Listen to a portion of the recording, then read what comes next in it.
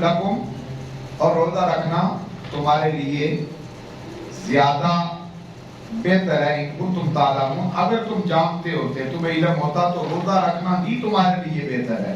یعنی اگر اپنے روزے کے بدلے میں تم 1,00,000 فدیہ دے دیتے ہو تو بھی وَأَن تَصُومُوا خَيْرٌ لَكُمْ إِن كُنتُمْ تَعْلَمُونَ، تمہارے لیے حق میں تھا روزہ ہی بہتر ہے۔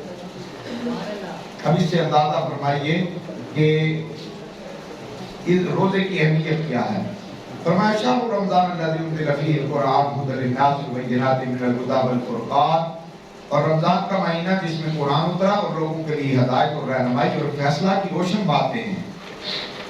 فمن شہد منکم الشہر فشہر فلیصم، اور تم میں سے جو کوئی اس مہینے کو پائے ضرور اس کے روزے رکھے۔ ومن کان مریضا او علی سفر فعدۃ، اور جو بیمار یا سفر میں ہو تو اتنے روزے وہ اور دنوں میں رکھے۔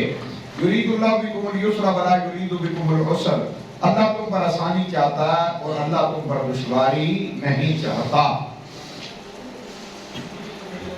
اللہ تم پر آسانی چاہتا ہے، دشواری نہیں چاہتا۔ وَلِتُكْمِلُوا الْعِدَّةَ وَلِتُكَبِّرُوا اللَّهَ عَلَىٰ مَا هَدَاكُمْ وَلَعَلَّكُمْ تَشْكُرُونَ، اور جب تم یہ گنتی پوری کر لو تو اللہ کی بڑائی بولو اس پر کہ اس نے تمہیں ہدایت دی، تاکہ لعلکم تشکرون، تاکہ تم شکر گزار بن جاؤ۔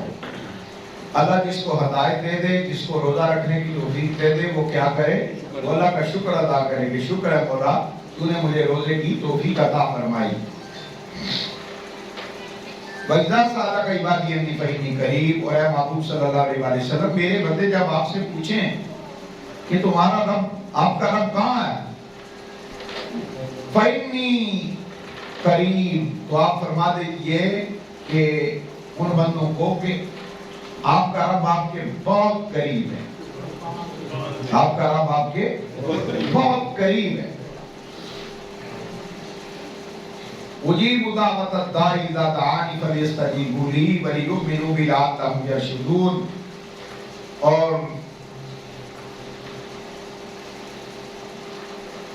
دعا قبول کرتا ہوں پکارنے والے کی، دعا قبول کرتا ہوں پکارنے والے کی۔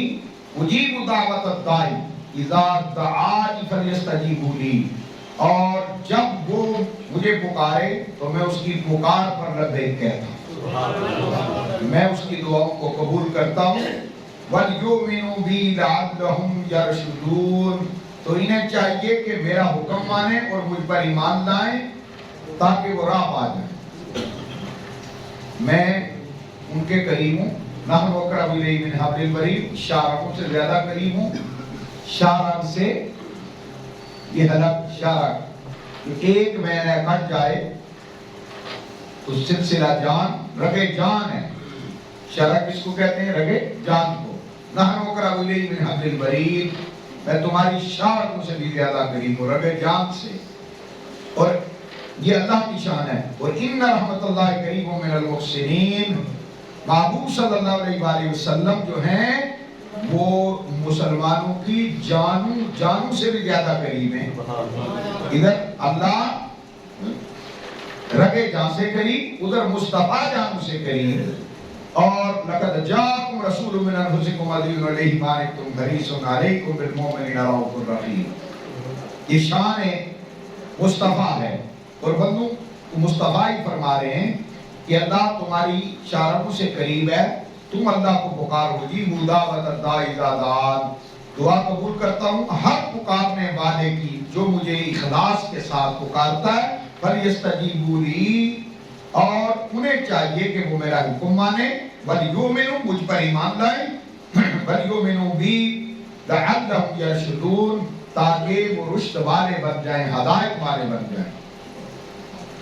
أُحِلَّ لَكُمْ لَيْلَةَ الصِّيَامِ الرَّفَثُ نِسَائِكُمْ، اور روزوں کی راتوں میں اپنی عورتوں کے پاس جانا تمہارے لیے حلال ہوا۔ روزوں کی راتوں میں اپنی عورتوں کے پاس جانا، تمہیں اپنی عورتوں کے پاس جانا تمہارے لیے حلال ہوا۔ أُحِلَّ لَكُمْ لَيْلَةَ الصِّيَامِ الرَّفَثُ إِلَىٰ نِسَائِكُمْ، روزوں کی راتوں میں اپنی عورتوں کے پاس جانا تمہارے لیے حلال ہوا۔ ہن لباس لکم وانتم لباس لہن، وہ تمہارے لباس ہے اور تم ان کے لباس ہو۔ علم اللہ انکم کنتم تختارون انفسکم فتاب علیکم وعفا عنکم، اور اللہ نے جانا کہ تم اپنی جانوں کو خیانت میں ڈالتے تھے. اللہ نے کیا جانا کہ تم اپنی جانوں کو خیانت میں ڈالتے تھے اور پھر جانوں کو خیانت میں ڈالنے کے بعد تم شرمندہ بھی ہوتے تھے اور پھر اگر تم دور رہتے تھے تو تمہارے لیے مشقت ہوتی تھی. تو اس کے پیش نظر اللہ سبحانہ و تعالیٰ نے تمہیں وہی لَلَكُمْ لَيْلَةِ الصِّيَامِ الرَّفَثُ إِلَىٰ نِسَائِكُمْ، عورتوں کے پاس جانا تمہارے لیے حلال فرما دیا. كُنْتُمْ تَخْتَارُونَ أَنفُسَكُمْ، تاکہ تم اپنی جانوں کو خیانت میں نہ ڈالو. فَتَابَ عَلَيْكُمْ وَعَفَا عَنْكُمْ، اور اس نے تمہیں تمہاری توبہ کو بھی قبول فرما دیا اور گزشتہ جو تم سے یہ گناہ سرزد ہوئے جب آرام تھا تو اللہ نے تمہیں وَعَفَا عَنْكُمْ، تمہیں اللہ نے معاف بھی فرما دیا ہے. اللہ نے معاف فرما دیا. فَالْآنَ بَاشِرُوهُنَّ وَابْتَغُوا مَا كَتَبَ اللَّهُ لَكُمْ، اور فرمایا اب ان سے محبت کرو.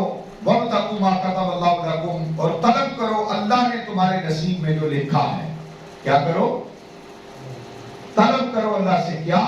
جو تمہارے نصیب میں لکھا ہے. اچھا جو لکھا نصیب میں ہوا باشرون وابتغوا ما كتب اللہ لكم، جو نصیب میں لکھا ہوا اسے بھی طلب کرنا مولا. اس بات کو سمجھنا یہ نقطہ ہے. طلب کرو اللہ سے کیا؟ جو تمہارے نصیب میں لکھا ہوا. اب جو چیز لکھی ہوئی ہے نصیب میں پہلے سے ہی تو اس کو طلب کرنے کا کیا مطلب ہے؟ تو نصیبے میں لکھی ہوئی ساری چیزیں بھی بندے کے کچھ اعمال کی وجہ سے نہیں ملتی اور کچھ اچھے اعمال کی وجہ سے وہ مل بھی جاتی ہیں جو اس کے نصیبے میں نہیں لکھی ہوتی. بات کی سمجھ آ گئی؟ اور یہ کیوں ہوتا ہے کہ یہ اللہ کو اختیار ہے. اللہ چاہے جو نصیب میں لکھا اسے مٹا دے اور جو مٹا ہوا ہے اسے لکھ دے.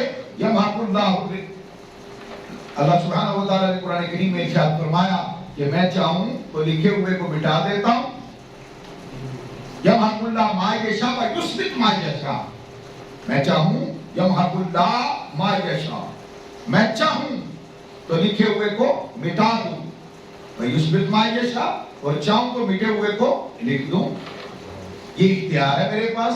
فرمایا باشروہن وابتغوا ما كتب اللہ لکم، اور اللہ سے طلب کرو جو تمہارے نصیب کا لکھا ہے. یہ طلب کیا کرو؟ یہ طلب اولاد ہے کہ اللہ سے اولاد طلب کرو. رمضان المبارک میں یہ اللہ قرآن میں فرما رہا ہے کہ اگر تم اپنی بیویوں کو، جن کو اللہ نے تمہیں رات کو حلال کر دیا ہے، اپنی بیویوں کے پاس جاؤ تو بنیت اولاد، نیک اولاد اللہ سے مانگو رمضان المبارک میں. وَكُلُوا وَاشْرَبُوا حَتَّى يَتَبَيَّنَ لَكُمُ الْخَيْطُ الْأَبْيَضُ مِنَ الْخَيْطِ الْأَسْوَدِ مِنَ الْفَجْرِ، اور پیو کھاؤ یہاں تک کہ تمہارے لیے ظاہر ہو جائے سفیدی کا ڈورا سیاہی کے ڈورے سے پھوٹ کر. یعنی پوری رات کھاؤ پیو، اپنی بیویوں کے پاس جاؤ، اللہ نے تمہارے لیے یہ حلال کر دیا ہے. اب رات سے رات کی افطاری نہیں رہی. اب پچھلی اور اب بھی جو قومیں ہیں، امتیں ہیں، ان کا روزہ اس طرح کا روزہ ہوتا ہے. وہ سحری اور رات کا یہ صرف اللہ نے وہ 8 پہلا روزہ ہوتا ہے. یعنی رات کو رکھا تو پھر مڑ کے رات کو افطار کیا، پھر رات کو ہی کھول کے رکھ لیا. ادھر کھولا ساتھ ہی وہی وقت مغرب کا عشاء کا ان کا 1 گھنٹہ ہوتا ہے، اسی میں وہ رکھتے ہیں.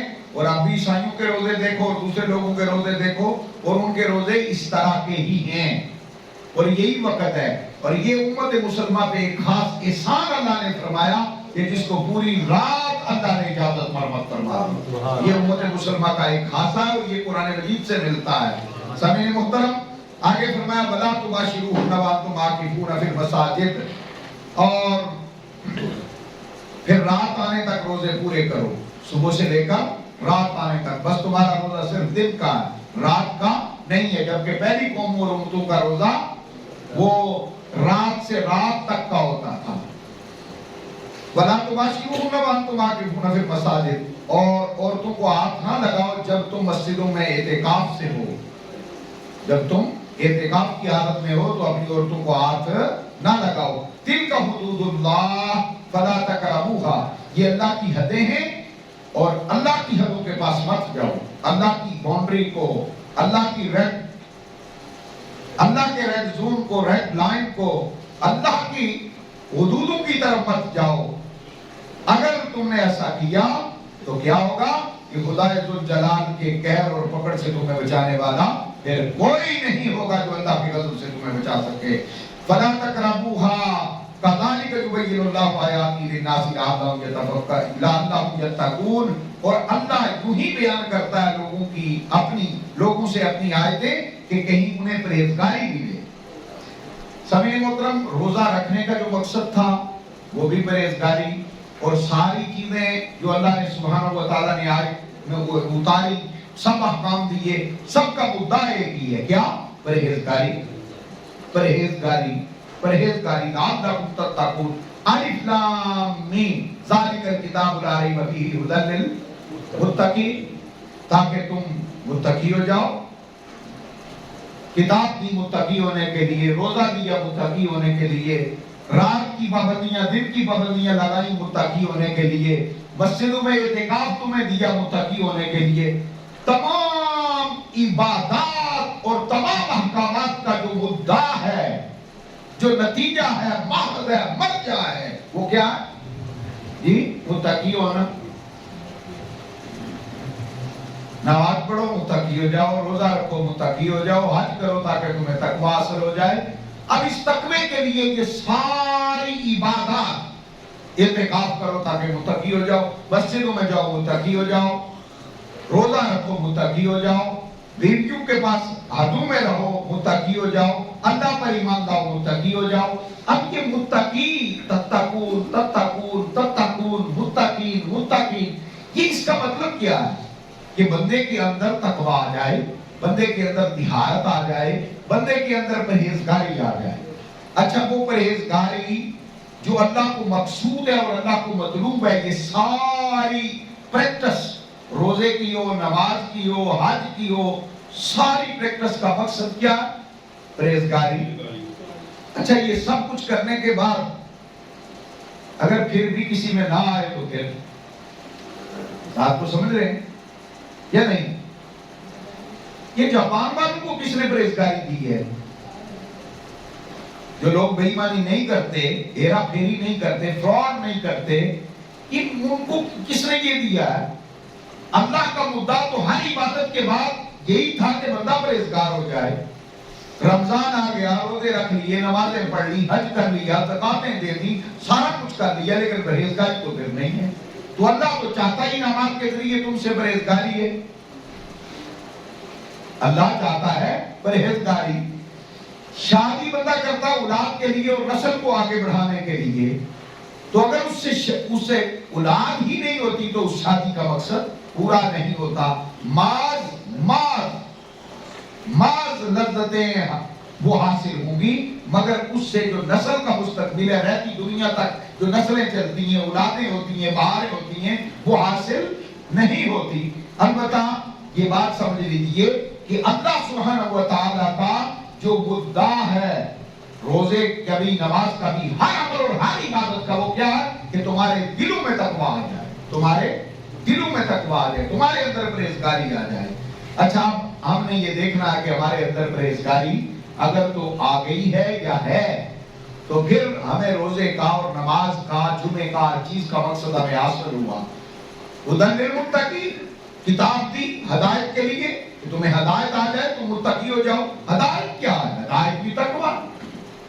ہدایت اسی کو ملتی ہے جس کے اندر پرہیزگاری آتی ہے. روزہ اسی کا کام آتا ہے جس کے اندر پرہیزگاری ہے.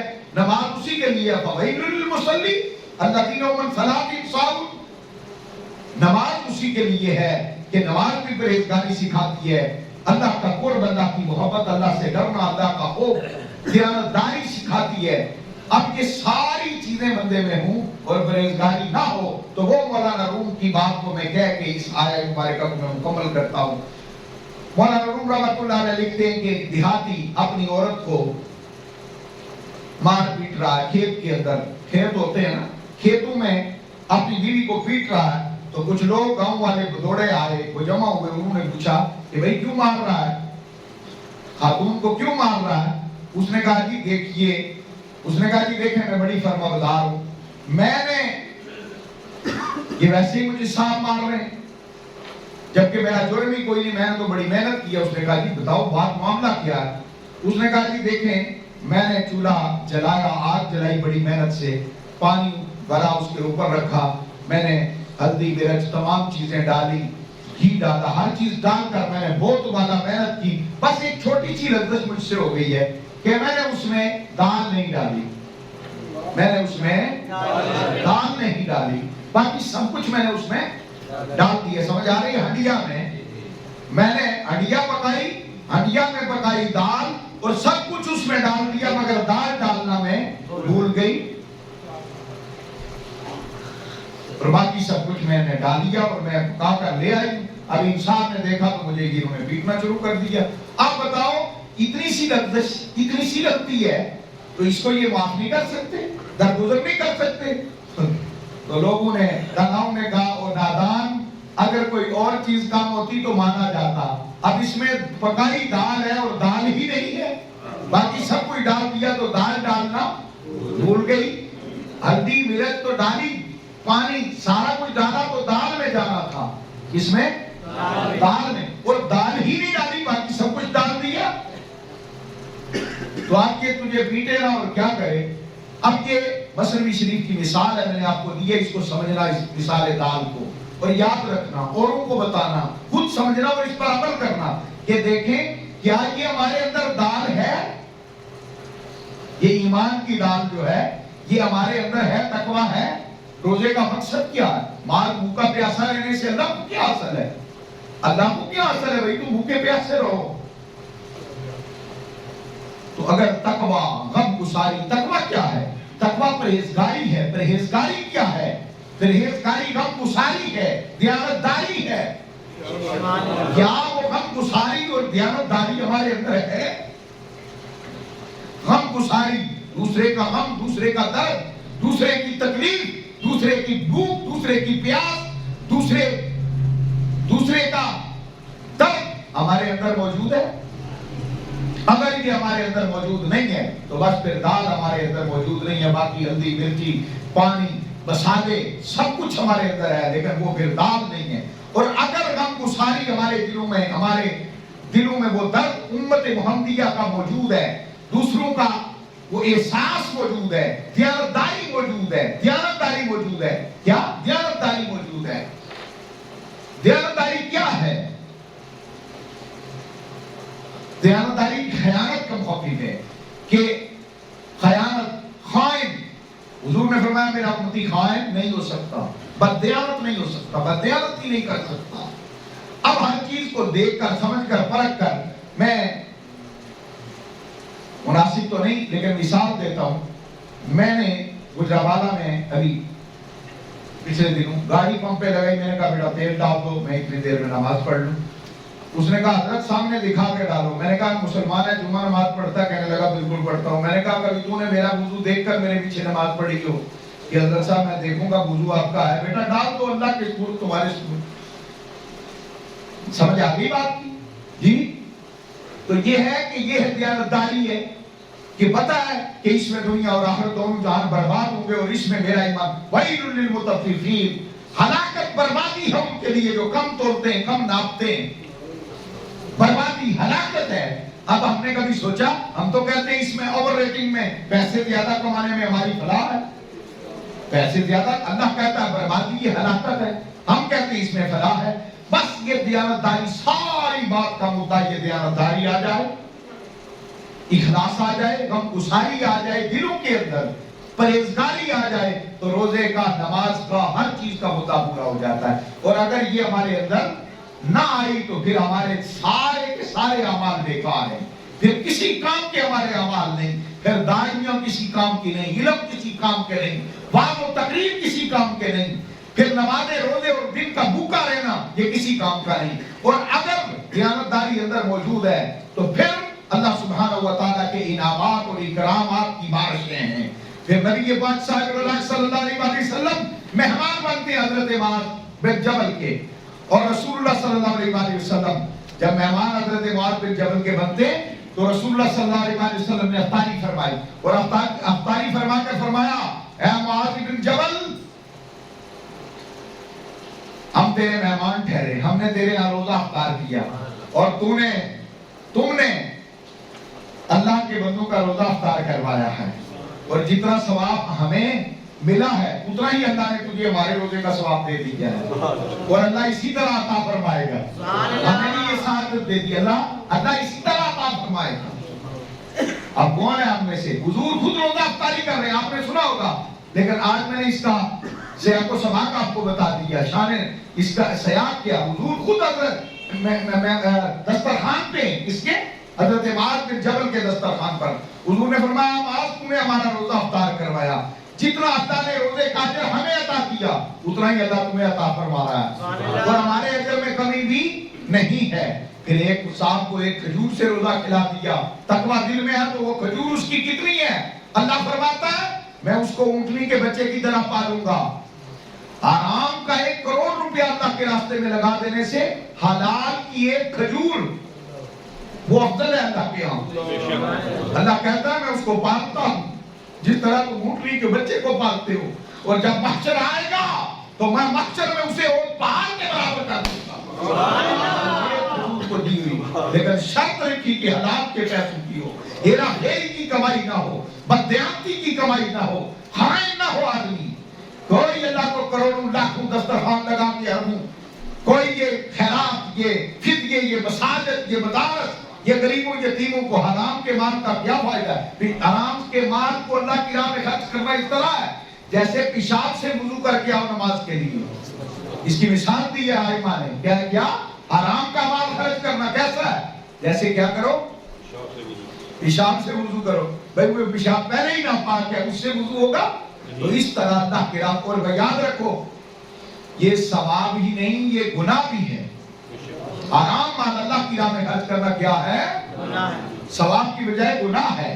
اور یاد رکھو کوئی دکھاوا، ریاکاری اور دنیاوی بناؤ تسلط کی ضرورت نہیں ہے، اخلاص کے ساتھ اللہ کی راہ میں اتنا خرچ کرو۔ اللہ کہتا ہے کھجور کو میں دایاں ہاتھ سے لیتا ہوں، دایاں ہاتھ سے قبول کرتا ہوں، میں لیتا ہوں، دایاں ہاتھ سے لیتا ہوں، اور میں اسے پالتا ہوں جس طرح تم اونٹنی کو بچے کو اتنا ہوتا ہے پال کر اتنا بڑا کرتے ہو، میں پالتا ہوں تاکہ وہ پہاڑ کے برابر کر دیتا ہوں، اور میں تمہیں اس کا اجر معاشر میں دوں گا، اور تم حیران ہوگے۔ یہ ہے تقویٰ، دیانتداری، پرہیزگاری۔ میری باتیں سمجھ آ رہی ہیں؟ اب وقت مختصر ہے، اندازہ کیجئے سیدنا عمر بن خطاب رضی اللہ تعالیٰ عنہ سے اپنی زوجہ کے پاس چلے گئے، بیوی کے پاس چلے گئے، رات کو صبر نہ ہو سکا تو حضور کی بارگاہ میں آئے، آ کر عرض کرنے لگے یا رسول اللہ صلی اللہ علیہ وسلم مجھ سے گناہ سرزد ہوا ہے، مجھ پر حد لگائیے۔ کیا مجھ سے گناہ سرزد ہوا ہے؟ میں رمضان تھا، بیوی اپنی تھی، رمضان تھا، بس روزے کا وہی وقت تھا، حضرت عمر سے نہ رہا گیا۔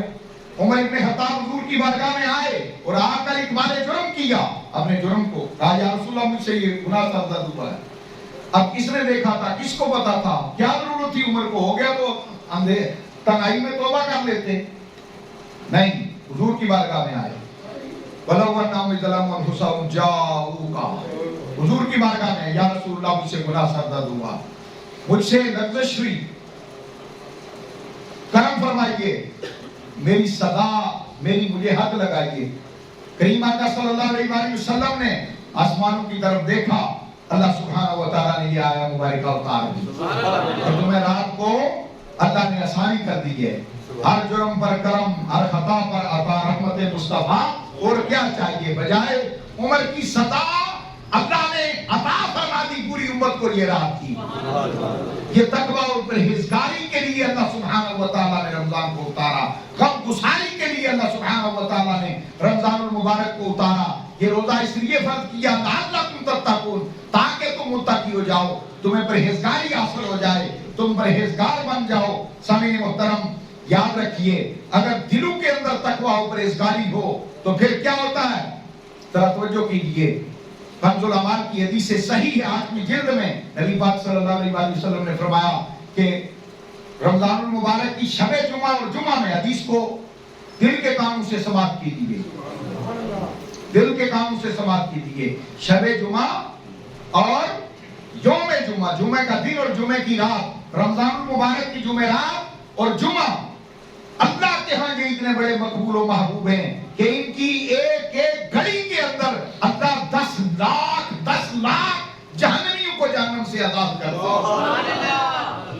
حدیث صحیح کنز الاعمال جلد نمبر 8، نبی پاک صاحب اللہ صلی اللہ علیہ وسلم کا ارشاد پاک کتنے لوگوں کو ہر گھڑی میں 10 لاکھ جہنم سے لوگوں کو آزاد کرتا ہے. دعا ہے اللہ آج اس جمعے کی اس سعادت میں ہمیں بھی جہنم سے آزاد فرما دے، ہمارے ماں باپ کو بھی اللہ آزاد فرما دے، ہمارے القا احباب کو بھی آزاد فرما دے، اللہ ہماری نسلوں کو جہنم سے آزاد فرما دے، اللہ ہمارے اساتذہ مشائخ کو جہنم سے آزاد فرما دے. اللہ سبحانہ و تعالیٰ کریم آقا صلی اللہ علیہ وسلم کی ساری امت کو جہنم سے نجات عطا فرما دے، اور جمیع مومنین مومنات مسلمین مسلمات تمام کو اللہ جہنم سے نجات عطا فرما دے. سامعین محترم، اندازہ فرمائیے کہ یہ شب جمعہ کی گھڑیاں، جمعے کی رات اور جمعے کا دن کتنا مقدس ہے کہ ہر گھڑی میں 10 لاکھ جہنم سے اللہ آزاد فرما رہا ہے. تو کیا ہم نے جہنم سے آزاد ہونے کی اس رات اور اس دن کی اہمیت کو سمجھا کہ اس کی اہمیت کیا ہے جمعہ والے دن کی، اور جمعہ رات کی اہمیت کیا ہے؟ اور رمضان میں اندازہ کیجئے کہ نبی کریم نے ایک خاص مقام اس کو عطا فرما دیا. کتنے؟ ایک گھڑی میں کتنے لاکھ؟ 10 لاکھ جہنمیوں کو اللہ جہنم سے آزاد کرتا ہے. جو لکھے جا چکے ہیں جہنمی ان کو آزاد فرما دیتا ہے، بخشش فرما دیتا ہے. سامعین محترم، ضرورت اس امر کی ہے کہ ہمیں جب دل کے اندر تقوی آئے گا، جب لعلکم تتقون، جب دلوں میں تقوی آئے گا، دیانتداری آ جائے گی، تو پھر یہ بات سمجھ لیجئے کہ پھر کسی سی ٹی وی کیمرے کی ضرورت نہیں ہے، پھر کسی گواہی کی ضرورت نہیں ہے، بس وہ پھر دلوں کا تقوی ہے. سامعین محترم، یہ ماہ مقدس رمضان المبارک ہے، یہ وہ ماہ ہے کہ جس میں سیزن ہے نیکیوں کا. کس کا؟ بخشش و مغفرت کا. سیزن ہے نیکیوں کا، بخشش کا. اس ماہ مقدس میں آپ محبت اور اخلاص کے ساتھ اعمال کیجئے. کس کے ساتھ؟ محبت اور اخلاص کے ساتھ. جو خلوص کا عمل ہے اس کا اجر بھی بہت بلند ہے. خلوص کے عمل کا اجر اللہ کے ہاں بہت بلند ہے. ایک حدیث پاک میں آپ کو سنانے لگا ہوں. جمعرات اور جمعے کی حدیث تو آپ نے سماعت فرمائی. اب ایک اور حدیث سنیے. نبی پاک صاحب اللہ صلی اللہ علیہ وسلم نے ارشاد فرمایا، حضور نے فرمایا، صحیح مشکات شریف سیاستہ کی حدیث ہے. کتاب کا کیا نام ہے جی؟ بولیے ذرا. مشکات شریف. رسول اللہ صلی اللہ علیہ وسلم نے ارشاد فرمایا کہ جو شخص اس طرح اللہ کی حمد بیان کرے، اللہ کی الوہیت وحدانیت بیان کرے، لا الہ الا اللہ وحدہ لا شریک لہ، لا الہ الا اللہ وحدہ لا شریک لہ، احدن، پڑھ لیں، احدن صمدن لم یلد ولم یولد ولم یکن لہ کفوا احد، لا الہ الا اللہ وحدہ لا شریک لہ، احدن صمدن لم یلد ولم یولد ولم یکن لہ کفوا احد. ایک دفعہ پڑھ لے، صرف ایک دفعہ یہ پڑھ لے. حدیث صحیح مشکات شریف. نبی پاک صاحب اللہ صلی اللہ علیہ وسلم نے فرمایا، جس نے یہ کلمات صرف ایک دفعہ پڑھ لیے، لا الہ الا اللہ وحدہ لا شریک لہ، احدن صمدن لم یلد ولم یولد ولم یکن لہ کفوا احد، صرف ایک دفعہ پڑھے، اللہ سبحانہ و تعالیٰ اسے 20 لاکھ نیکیاں عطا فرماتا ہے. کتنی؟ 20 لاکھ نیکیاں عطا فرماتا ہے. اور آگے سماعت فرمائیے، یہ رمضان المبارک ہے. حضور نے فرمایا جو ماہ مقدس رمضان المبارک میں ایک دفعہ اس کو پڑھے، اللہ 14 کروڑ نیکیاں اس کے نامہ اعمال میں لکھ دیتا ہے. کتنی؟ 14 کروڑ نیکیاں اس کے نامہ اعمال میں اللہ سبحانہ و تعالیٰ لکھ دیتا ہے. اب یہ صرف ایک دفعہ پڑھنے پر.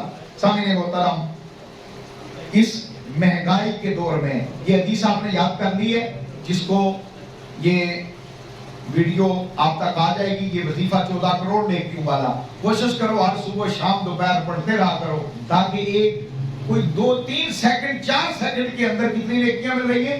14 کروڑ. لیکن یہ رمضان میں آگے پیچھے پڑھو گے تو صرف 20 لاکھ. حضور نے فرمایا رمضان میں یہ مقام حاصل ہے. آگے پیچھے جمعرات اور جمعے میں ایک ساتھ آتی ہے, صرف ایک ساتھ آتی ہے جو قبولیت کی ہوتی ہے, اور رمضان کا کی جمعرات اور جمعہ ہر گھڑی میں اللہ 10 لاکھ کو جہنم سے آزاد کرے. یہ رمضان کی اہمیت ہے. آگے پیچھے نماز پڑھو گے تو ایک نماز, اور رمضان میں فرض کا ثواب 70 فرض کے برابر ہے, اور نفلوں کا ثواب اللہ نے فرض کے برابر کر دیا. ایک نیکی کو 2 لاکھ نیکی فرما دیا. حضور نے فرمایا جو ایک جوڑا کسی کو پہنا دے اللہ 10 لاکھ بہشتی حلے اسے عطا فرما دیتا ہے. اور ایک حدیث میں آتا ہے کہ 70 لاکھ بہشتی حلے عطا فرما دیتا ہے. اور اندازہ کیجیے حضرت عمر بن خطاب فرماتے ہیں جو 2 رکعت نوافل پڑھے, کتنے 2 رکعت نوافل پڑھے, اللہ 2 لاکھ کا اجر عطا فرما دیتا ہے. یہ ماہ مقدس ہے, اس میں نوافل کی کثرت کیجیے, تسبیحات پڑھیے, غریبوں مسکینوں ناداروں مفلسوں یتیموں کے کام آئیے, اپنے دل میں غم گساری پیدا کیجئے, یہ جذبہ پیدا کیجئے. اور جو سفید پوش طبقہ ہے اس وقت پس رہا ہے, اس کے لیے ایک خاص پیکج ہے, خاص پیکج ہے جو حالات سے, اور حقیقت حال تو یہ ہے کہ سفید پوش کے ساتھ ساتھ اب جو اس سے تھوڑے سے بڑے طبقے ہیں وہ بھی پس رہے ہیں, وہ بھی پس رہے ہیں. تو ضرورت اس امر کی ہے کہ اللہ کی غیبی مدد کے سوا کوئی حل اور کوئی چارہ نہیں رہ گیا. تو اس لیے آؤ اللہ سے مدد لو. حضرت معاذ بن جبل رضی اللہ تعالیٰ عنہ کون ہے؟ رسول پاک نے فرمایا معاذ قیامت والے دن ہر امت کا ایک ایک عالم ہوگا, اور میری امت کا عالم معاذ بن جبل ہوگا جس کے ہاتھ میں میری امت کے عالم کا جھنڈا ہوگا, معاذ بن جبل ہوگا. اور یہ وہ افطاری حضور حضرت معاذ کے دسترخوان پہ فرما رہے تھے. اور معاذ وہ ہے کہ جن کو حضور پاک خود الوداع کرنے جا رہے ہیں, مدینے کی نکڑ تک آپ سواری پائے اور حضور کی عطر جا رہے ہیں, بار بار اترنے کی کوشش کی, فرمایا نہیں معاذ بیٹھے رہو. جب مدینے کی باؤنڈری آئی حضور نے الوداع کرنے لگے تو فرمایا معاذ شاید تم واپس آؤ تو میری سے ملاقات نہ ہو. حضرت معاذ کی چیخیں نکل گئی. یہ وہ معاذ ہے جنہیں ساتھ بٹھاتے اور کہتے ہیں معاذ کسی نماز کے بعد بھی اللہم انا علی ذکرک و شکرک و حسن عبادتک نہ چھوڑنا, ہر نماز کے بعد یہ پڑھنا. جو بڑے ہی پیارے تھے حضرت معاذ رسول پاک صلی اللہ علیہ وسلم کے. حضرت معاذ بن جبل دیکھا کہ رسول پاک سے ملاقات ہوتی ہے, فرمایا معاذ جمعے میں آپ نہیں تھے, آج جمعے میں کہاں تھے آپ تو تمام ساری نمازیں باجماعت ادا کرتے ہو, آج آپ نے جمعے میں نہیں تھے, جمعہ بھی نہیں پڑھا, کدھر تھے؟ حضرت معاذ عرض کرنے لگے یا رسول اللہ صلی اللہ علیہ وسلم کیا سوال فرما دیا آپ نے, اب آپ کی بارگاہ میں سچی بولنا پڑے گا. یا رسول اللہ صلی اللہ علیہ وسلم میں نے یوحنا باریہ یہودی کے پیسے دینے تھے, قرضہ دینا تھا, اور اس نے کہا کہ آج معاذ جب جمعے میں آئے گا تو میں جمعے کے اجتماع میں اس کے گلے میں پھندا ڈالوں گا. وہ میری طاق میں بیٹھا ہوا تھا, اور جہاں اس نے یہ بات طے کی تھی وہاں سے کسی صاحب نے مجھے بتا دیا تھا کہ آج تیرے گلے میں یوحنا بن باریہ یہودی تیرے گلے میں پھندا ڈالے گا. یا رسول اللہ صلی اللہ علیہ وسلم پیسے اس کے دینے تھے, نہیں دے سکا, وہ نہیں سکے, حالات نہیں تھے, معاملات ایسے تھے. حضور نے فرمایا میری امت کا جھنڈا معاذ کے عالم کا جھنڈا معاذ کی, میری امت کا معروف عالم قیامت کے دن پہچان معاذ کی ہوگی. ہر امت کا ایک عالم ہوگا اور میری امت کا عالم معاذ بن جبل ہوگا. فرماتے ہیں میں نے پیسے دینے تھے, اور یہ بات بھی ذہن نشین کرنے, نبی پاک صلی اللہ علیہ وسلم نے فرمایا کہ دنیا کی حقیقت یہ ہے اگر اللہ کی نظر میں دنیا کی اہمیت اگر مچھر کے پر کے برابر بھی ہوتا تو اللہ کسی کافر کو دنیا کا ایک گھونٹ بھی نہ دیتا, لیکن دی ساری کافروں کو ہے.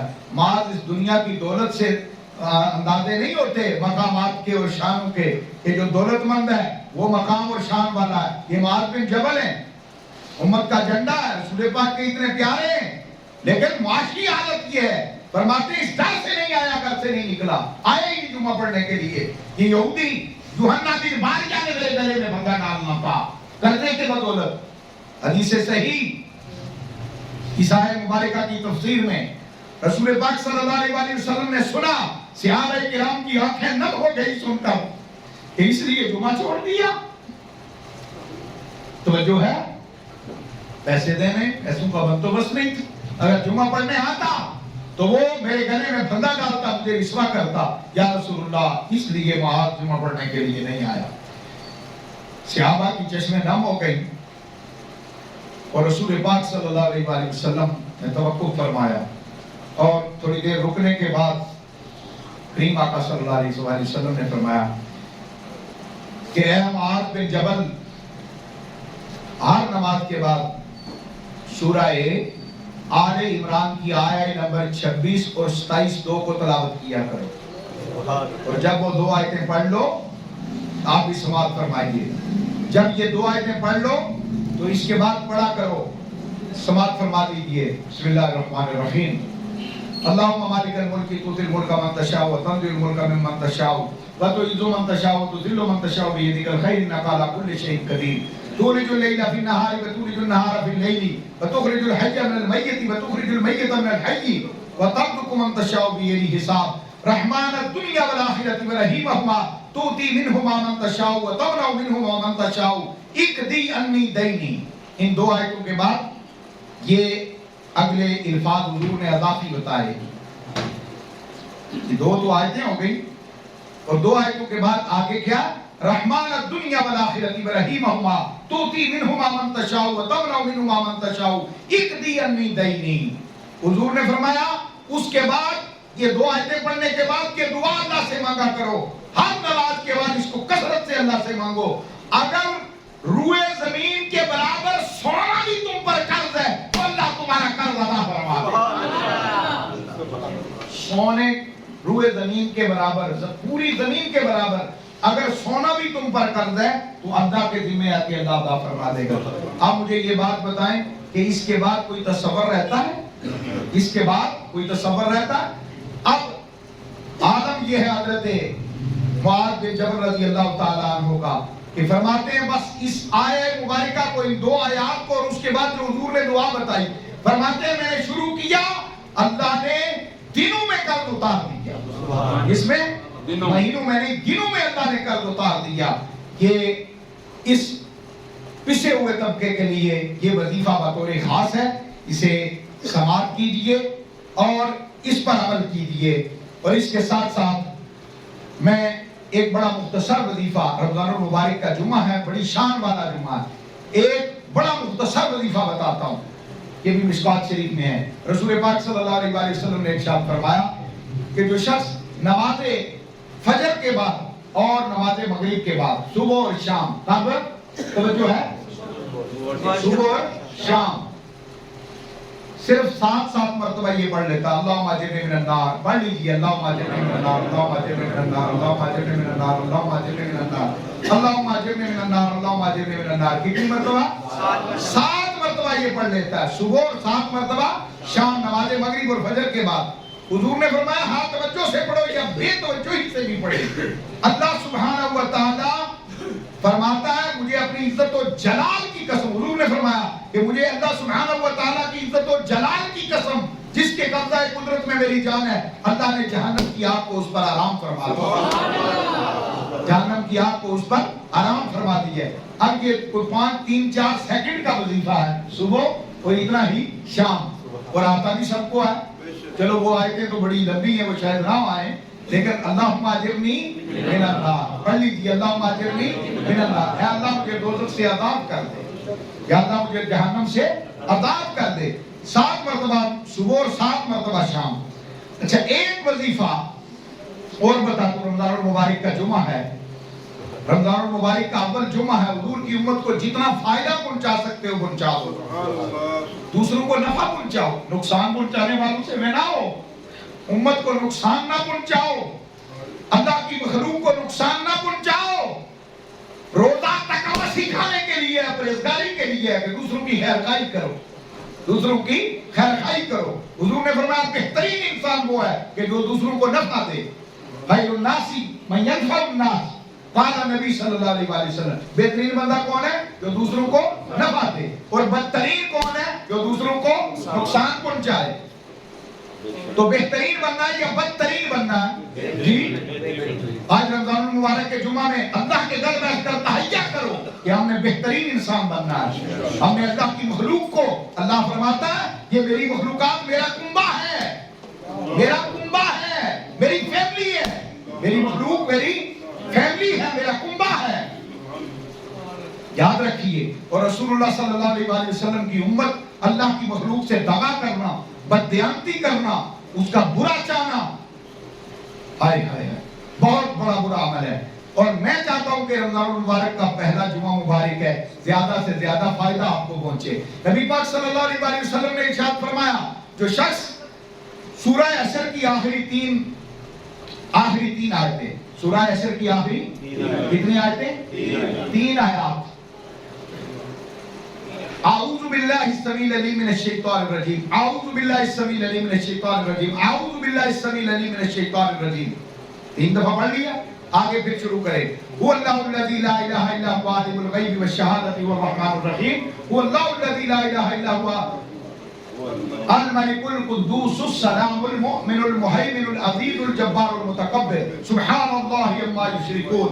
هو الله الخالق البارئ المصور له الاسماء الحسنى يسبح له ما في السماوات والارض وهو العزيز الحكيم. بس یہ 3 آیتیں ایک دفعہ اور تعوذ پہلے اس طرح 3 دفعہ. صبح پڑھ لے. اللہ 70,000 فرشتوں کو اس پر معمور فرما لیتا ہے. سورج کے غروب ہونے تک وہ اس کے لیے دعائیں بخشش مغفرت کرتے رہتے ہیں، اس کی حفاظت پر معمور رہتے ہیں. کتنے؟ 70,000 ملائکہ. اور اگر دن میں موت آ جائے تو اللہ شہداء میں اس کو لکھتا ہے، شہیدوں میں لکھتا ہے، شہادت عطا فرما دیتا ہے. اور اگر رات کو بھی یہی عمل کرتا ہے تو اللہ تعالیٰ پھر دوبارہ 70,000 ملائکہ اس پر معمور فرما دیتا ہے.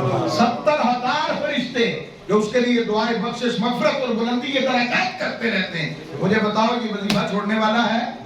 جی اگر نہیں ہے تو پھر اس کو یاد کریں، پھر اس کو یاد کریں. سورہ عصر کی آخری 3 آیتیں.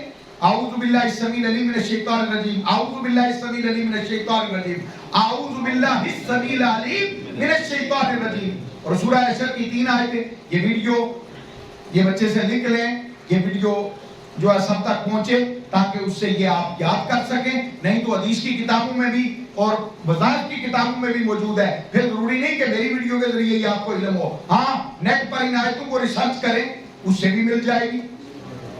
بات کی سمجھ آ گئی. لیکن اس وظیفے کو ضرور اپنائیں. اللہ تعالیٰ اس ماہ مقدس رمضان المبارک کو ہمارے لیے بخشش اور مغفرت کا ذریعہ فرمائے. اور یاد رکھیں روزے کا مقصد کیا؟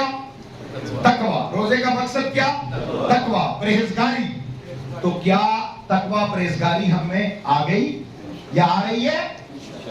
اگر تو آ جائے تو مقصد پورا ہے. دوسروں کو روزہ کھلانے کا ہم نے اہتمام کیا، غریبوں ناداروں کو کپڑے اور ان کی مددیں ہم نے کی، ان کو سپورٹ کیا. اپنے عزیزوں رشتہ داروں میں جو غریب ہیں ان کے لیے ہم نے، ہمارے افطاری کے دسترخوان سجے ہوتے ہیں، دوسروں کے لیے ہم نے کوئی اہتمام کیا. ہمیں غم گساری ہمارے اندر آئی، جذبہ ہمدردی ہمارے اندر دوسروں کی آئی. اگر تو آئی اپنے اموال کی زکوٰۃ ہم نے ادا کر دی. جو غریب یتیم نادار مفلس بیوائیں ہیں، یتیم بچے ہیں، یا ہم نے جو ان کا حق ہے ان تک پہنچا دیا. اگر نہیں پہنچایا تو جمعہ کے خطبے میں یہ عزم کر لیں، یہ ارادہ کر لیں کہ انشاءاللہ ہم نے جس کا جو حق ہے اس کا حق ادا کرنا ہے، کسی کا حق اپنے ذمے نہیں رہنے دینا.